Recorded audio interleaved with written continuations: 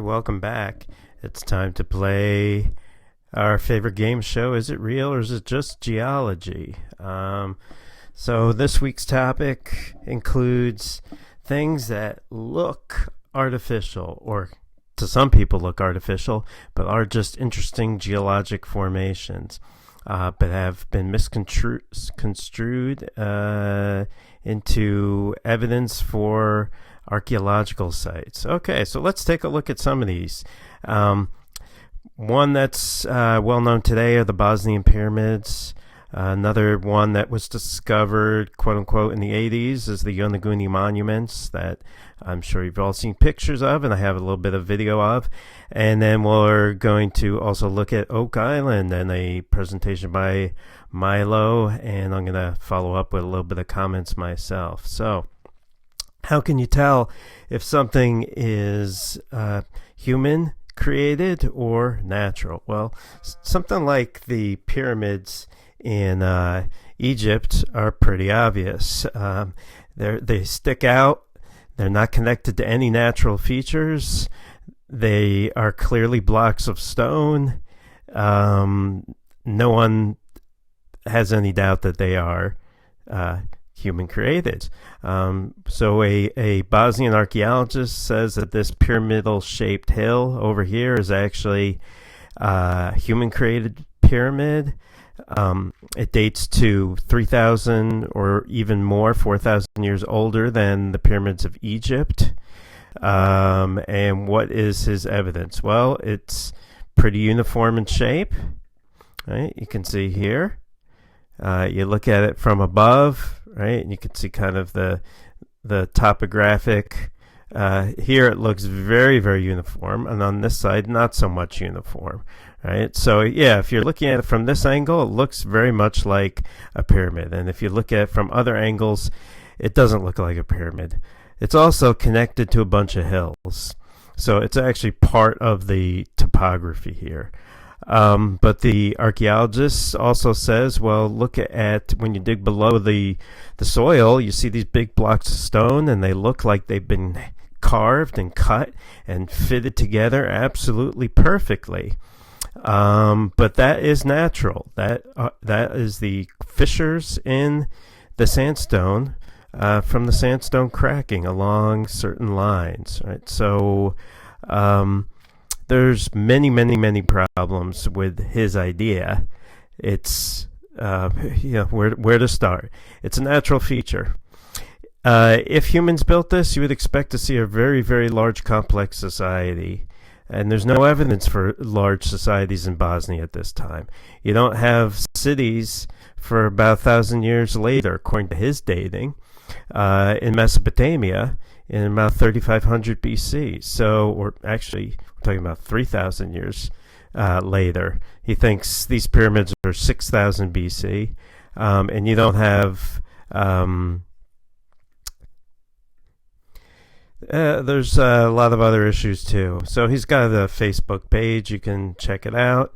In addition, he's been kind of claiming recently with the coronavirus, he's had to shut down the park, I think.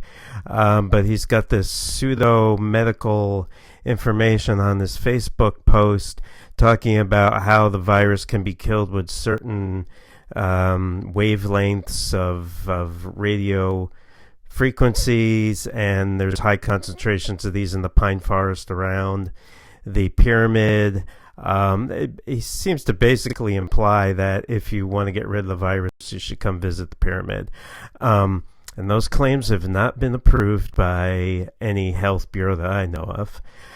So how did these form? Why do you get these uniform blocks of stone, right? Well, you can see part of what is going on here with the uplift, right? Where you've got different layers over here, and then cracking along those lines, erosion, and you're left with these kinds of block-like structures. But this sort of thing happens all the time in geologic history, and we could see evidence of these kinds of features throughout the world. So this is an example from Tasmania. Again, you can see uniform blocks, very geometric, but that's from the the mineralization in the stone, the way it's cracked, right? So it's not that unusual that you're going to get these kind of geometric patterns. You could see something like this in the French Alps. Oops. If you were walking in the French Alps and you just casually looked at this, you might think that this was a wall built by people, right? But you'll see that it's absolutely seamless. And if you like those pyramids, if you move these stones around, you might just see earth underneath. So it obviously is geologic. One of the most amazing natural formations is in Northern Ireland, the Giant's Causeway. It's the result of cooled magma. It's I'm going to show you a little bit of a talk by a geologist who explains this. You have these same kinds of formations in the United States as well, and you can see these kind of hexagonal fractures. That's from the slow cooling of the magma during the uplift. But just the geometric patterning and these standing columns is just really, really amazing.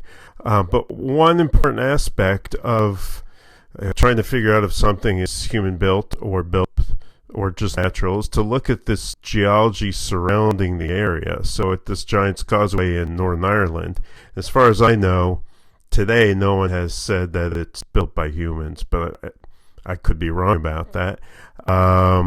Obviously, local tradition, the name Giant's Causeway implies that it's a mystical place.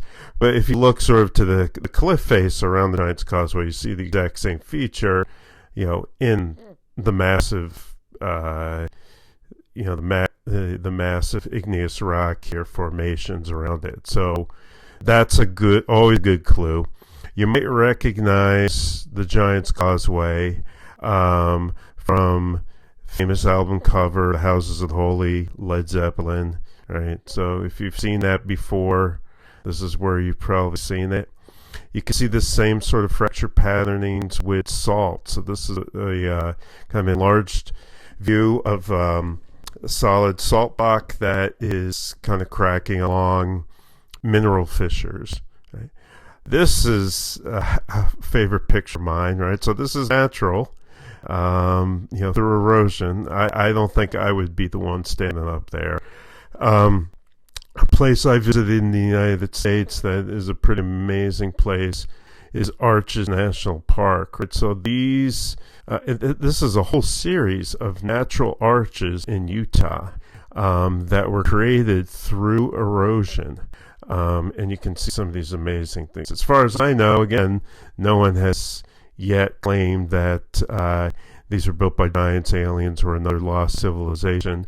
But you could see how someone could come up with that idea. These are pretty amazing, but it's all from erosion. Not too far away is Monument Valley, and Monument Valley is also incredible. You could see the way the sandstone kind of sheared off in plains, and you've got these large standing stones. I think today all these features have kind of interesting names like the Three Sisters or something like that. You could see sort of three head-like structures here, but again, this is through erosion and sandstone cracking along the bedding planes. Sandstone tends to crack along the stratigraphy within the sandstone. This is in Monument Valley, and this feature was called Park Avenue, I think. This actually leads up to one of the big arches there in Arches National Park. You might remember the big arch here and Park Avenue from the third Indiana Jones movie, The Last Crusade, in the very beginning. And you could rewatch on Netflix if you don't remember, when Indiana Jones is a Boy Scout on this Boy Scout trip, played by River Phoenix. They're hiking through this area. It's really amazing. It's called Park Avenue because to some people it looks like sandstone Manhattan or something. But again, if you got the right person here, I'm sure you could convince them. Oh, this was created by people, right? Yeah. Okay. Well, we're gonna have a little presentation about Oak Island from Milo, and then I have some words to say about it.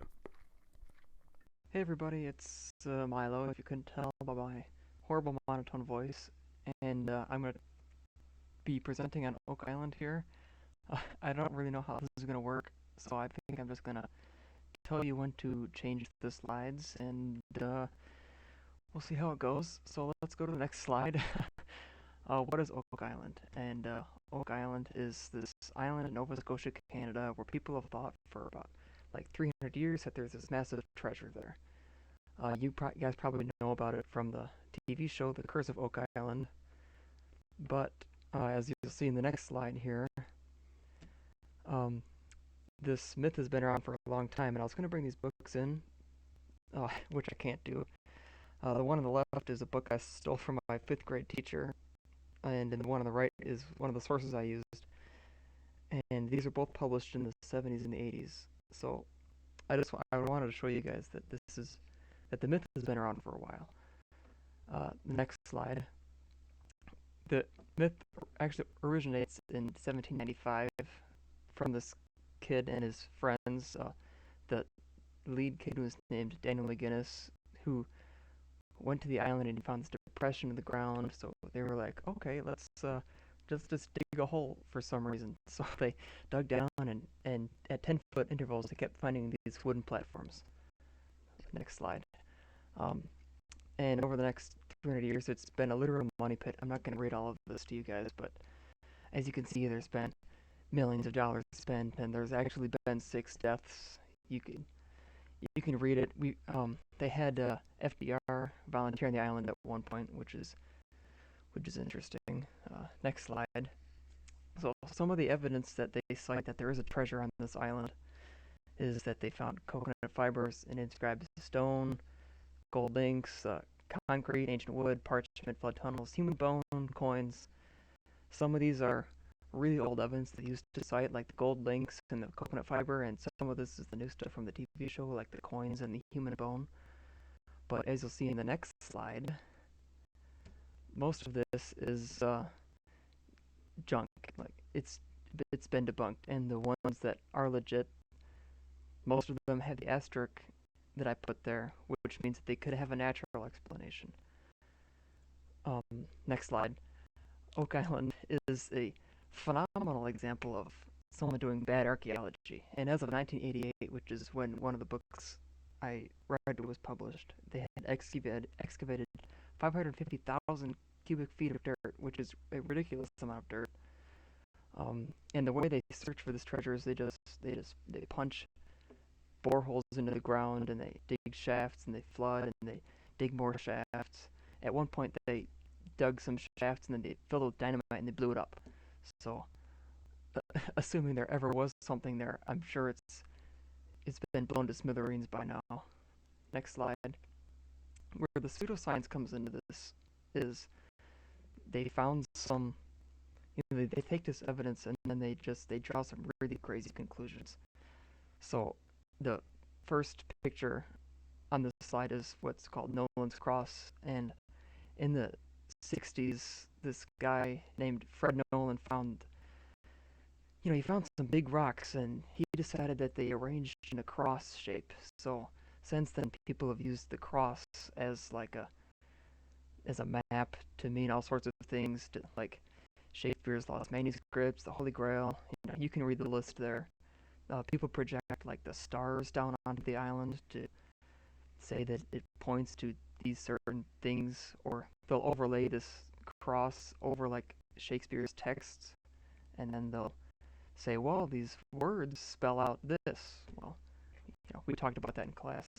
And then the second image is a rock that they found that they decided looks like a head, and of course this picture I have is from the History Channel, so the colors have been changed to make it stand out, but it's pretty terrible.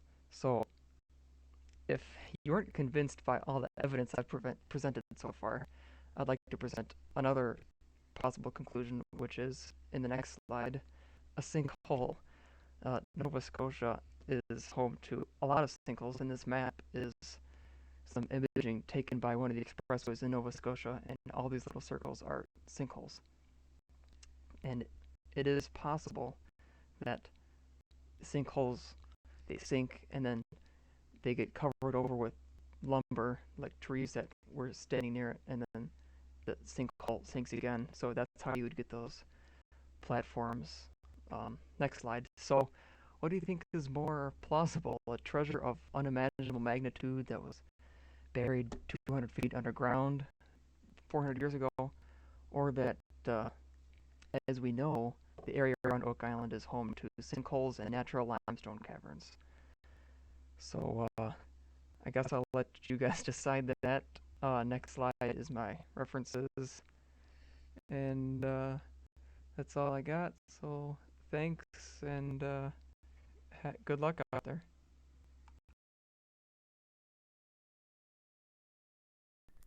Okay, Oak Island is in Mahone Bay. It's close to a famous town called Lunenburg, big fishing port here in Nova Scotia.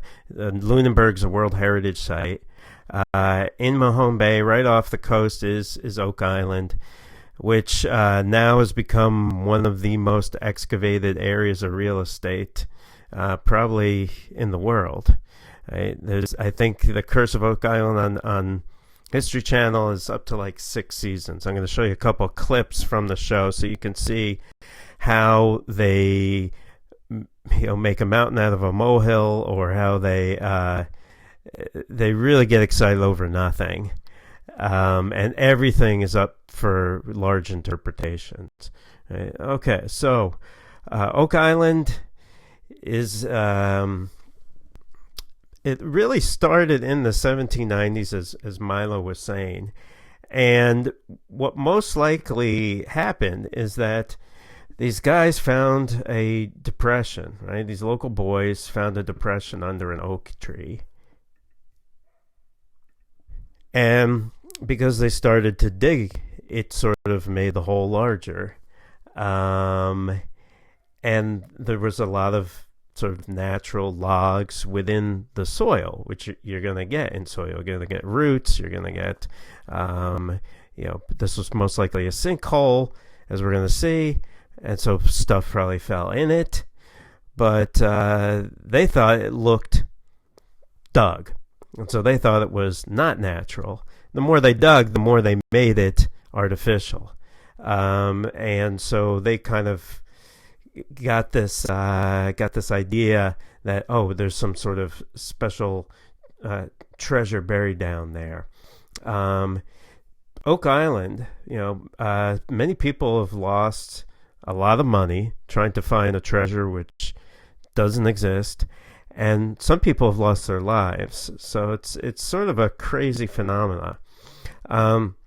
According to them, they found some gold chain, pieces of parchment, a stone tablet with some hieroglyphs that we're going to see. Supposedly the hieroglyphs said 40 feet below, 2 million pounds are buried. They also found some coconut fiber, which at the time, that kind of thing was used on ships, which they said it cannot be naturally found in that area. All right, so here you can see the famous money pit. So this is the pit that they started to dig beneath this oak tree that year after year, over 200 years, people have been digging down, further, and further, encountering, you can see a tunnel that connected to the sea. What they thought was a human-created tunnel that was a booby trap. So to flood the tunnel, to flood this hole with water so that no one could get to the treasure down below. If they keep digging, they're going to hit China at some point. But everything they interpret as human-created, right? So rather than just being a natural fissure that is below, sea level, basically, that where water's flooding in, this is a booby trap that people built, right? So the more they dig, the more they want to keep digging. So here's the sort of hieroglyphic stone, right? That may or may not have actually been found on the island, and this is most likely Masonic symbols, Masonic code from a later time period. So it probably doesn't date to wherever they think the original treasure's from. So there have been all sorts of crazy ideas to explain who buried it. Captain Kidd is one, Blackbeard, as we're going to see. And then people have gone even further. This is the Knights Templar in the Middle Ages coming over, the Ark of the Covenant. So, you fill in the blank, basically. By the 1900s, this, as Milo was saying about the dynamite and the dynamiting of the island, so much digging had been going on that they completely changed the appearance of the island and of the original features. Right? So any map that they had beforehand was pretty much out of date because of all the work that they did on the island. 1965, 4 men died in the shaft from asphyxiation. Okay.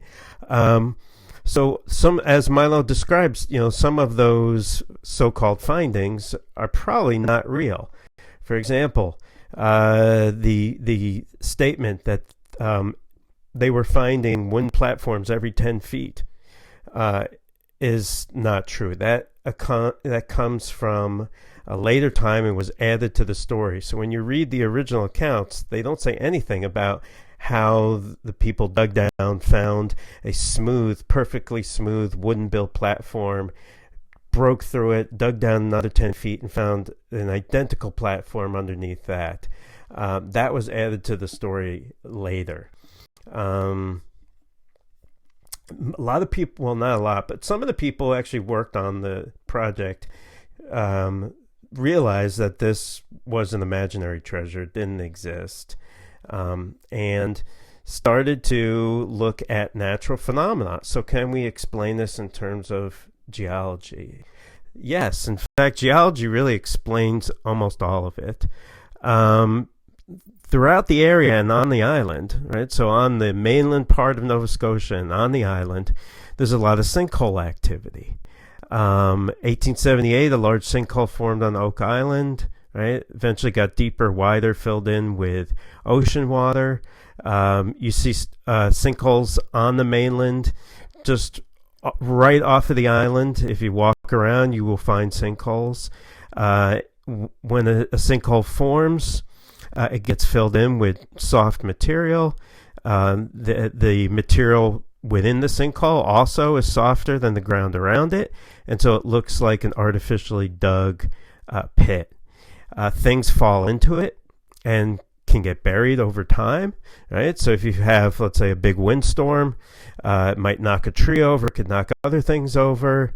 A couple of years later, more storms, sediment gets buried in there, right? Given enough time, things are going to get buried within the sinkhole. But today, there's just so many different holes dug in almost every direction, and it's still going on. And really, the big treasure of Oak Island is the advertising money that's coming to the History Channel. That, of course, is the real treasure. So the inscriptions. Well, during the 1800s, people loved these kinds of treasure stories, and Masonic legends were part of popular literature. So that inscription could have been actually found elsewhere, and then someone said that it was found on the island. Who even knows what it's referring to, or if it's even authentic, and who carved it. But remember, the 1800s is when we get stories like Treasure Island. So really, who wouldn't find the story of buried treasure interesting? I'm sure you've all seen a version of Treasure Island, or maybe read the book. It's a great book, actually. Very, if you've never read it, quick read. The 1950s version, the Disney version from the 1950s, is my favorite version of it. If you've never seen it and have Disney Plus maybe or something, I would highly recommend it. But he was arrested, brought to New York, tried, and hung. And there were all these legends about where he buried his treasure. Some of the legends stated that he buried his treasure on Long Island. near Manhattan, or he buried it on Gardner's Island, which is off the coast of Connecticut. And so people have looked for his treasure in these locations. But when you really examine the history, you find out that when he was arrested, he revealed the location of a lot of his treasure, and also people tracked down where he had been most recently before he got arrested, and a lot of those people actually recovered probably all of the treasure. There's also stories about a World War II treasure, the Yamashita treasure on the Philippines. In this version of the story, a Japanese officer collected loot from all over the Pacific, mainly also the Philippines. So this was wealth that this one Japanese officer accrued, and then he secretly buried it in some cave in the Philippines. Story is completely made up, though. There's no documentation or anything to prove that this treasure is real. Okay, the last one we'll look at